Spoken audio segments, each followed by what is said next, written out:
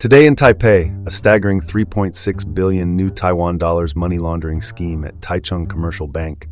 A nationwide pet ban targets high-risk species. Unemployment nudges up. A short MRT hop takes a longer wait. And amusement taxes get the axe. I'm Dean Bark. Welcome to the City Report in Taipei. Let's open with the big one.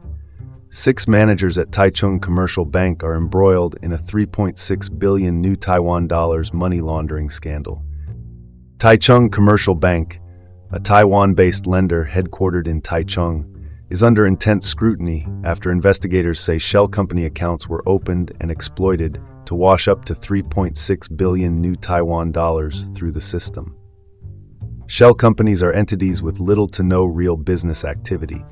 They're often used to obscure who really controls the money moving through them. The Taichung District Prosecutor's Office, the local prosecutorial authority handling major criminal cases, has been working with the Investigation Bureau, a national agency tasked with complex financial and security crimes, and the Criminal Investigation Bureau, the national police unit focusing on serious criminal investigations. Together they indicted 7 people, conducted searches, and seized assets tied to the scheme. Among those under investigation is Hung Yue Peng, chair of Wanli Development, a private development company. Hung has been linked to gambling, fraud, and money laundering probes. Several bank managers have been detained. Others are out on bail as the case proceeds. That's the headline. Here's the latest scoop on how this allegedly operated. Investigators say the suspects set up or used dormant corporate accounts as shells, then lifted transfer ceilings to let large sums flow quickly with fewer red flags. Another alleged tactic, delaying the reporting of questionable accounts to the Financial Supervisory Commission, Taiwan's financial regulator, which can buy time for illicit transfers to clear multiple hops before oversight tightens. Well, that's one way to look at risk management, if you ignore the legal part. A key point for customers: prosecutors say the bank's day-to-day operations remain unaffected. The Financial Supervisory Commission first detected irregularities during a routine inspection in 2025 and referred the matter for deeper investigation. Since then, law enforcement has moved to freeze suspected proceeds and lock down evidence while the indictments advance. Let's cut to the chase. The alleged playbook involved creating or exploiting shell entities, boosting account transfer limits, and slowing mandatory notifications to the regulator. Each step buys speed or time: speed to move large sums, time to avoid swift scrutiny. For a compliance system built on alerts and follow-ups, that combo can be devastating. Opinion: it's shocking how shell companies can be manipulated so easily for such massive sums without immediate detection. Moving on. Now from finance to fauna, Taiwan imposes a ban on keeping 641 high-risk animals as pets, effective in May. The Ministry of Agriculture, Taiwan's Agriculture and Animal Health Authority, says the new rule prohibits households from keeping 641 species considered high risk to public safety or the environment. Many of these animals have already been barred from import since 2022, but from May, possession as household pets is the issue. The goal is simple: prevent safety incidents and stop ecological damage when exotic pets escape or are abandoned. The banned list includes raccoons, estuarine crocodiles, and various venomous snakes, animals that can bite, claw, or outcompete native species. If you already own a listed animal, you must register it by April 2027. Miss that deadline and you're looking at confiscation and fines that can go up to 250,000 new Taiwan dollars. Consider this the firm line between interesting pet and public hazard. There are limited exceptions.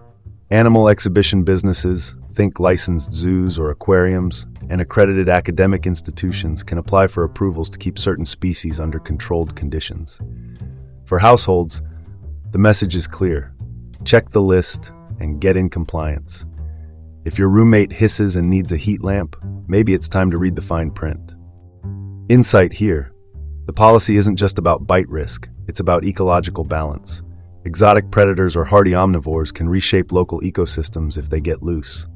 The registration window aims to transition existing owners safely, rather than spark a wave of illegal releases. Let's not overcomplicate this. Safety first, environment protected, paperwork done. Opinion. This move is necessary to protect both people and the environment. After all, a pet should never be a public hazard. Let's pivot to the next story. Unemployment in Taiwan climbs to 3.34% in March, marking a second monthly increase. March typically brings churn as workers reassess jobs after the Lunar New Year. This year is no exception. The number of people unemployed due to job dissatisfaction rose by about 5,000, suggesting many are leaving roles that don't fit. Meanwhile, unemployment tied to workplace closures actually fell by roughly 2,000, a sign that business shutdowns were a smaller driver this month. Despite the month-on-month uptick, the year-over-year picture edged slightly better, with unemployment down by about 1,000 from last March. That tells us the labor market isn't collapsing, it's cycling, with people seeking better pay, benefits, or hours. In other words, churn, not crisis. Still, when more people quit in search of something better, the onus is on employers to make those better jobs real. If you're counting signals, increased quits from dissatisfaction can be a double-edged sword. It can indicate confidence, people believe they'll land something better, or expose gaps in job quality. The dip in unemployment from closures is the brighter spot. Fewer shuttered workplaces mean less involuntary displacement. Call it like it is, a restless labor market in motion. Opinion. While the numbers fluctuate, the focus should be on creating stable, satisfying jobs to curb dissatisfaction-driven unemployment. Shifting gears, Taipei's MRT extension opening is delayed until at least June. Free travel for a month is on the table. We're talking about the Tamsui Xinyi Line extension, the short link between Xiangshan Station and Guangqi Fengtian Temple Station. Construction is about 90.6% complete. Final inspections are scheduled for May, which pushes earliest opening into June if all goes well. Yes, it's only 1.4 kilometers, but the engineering and station build weren't simple. City officials cite complex terrain and a station footprint roughly twice the size of a typical busy stop. Bigger station, tighter space, more systems to test, it adds up.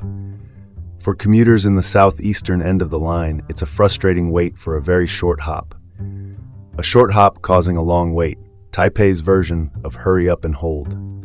To soften the blow, the city is considering 1 month of free rides on the new section once it opens. That does two things. First, it stress tests the system as crowds show up.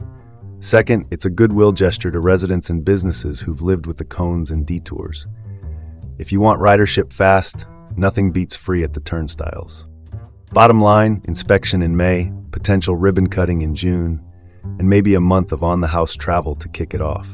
Well, that's one way to turn a delay into a debut worth lining up for.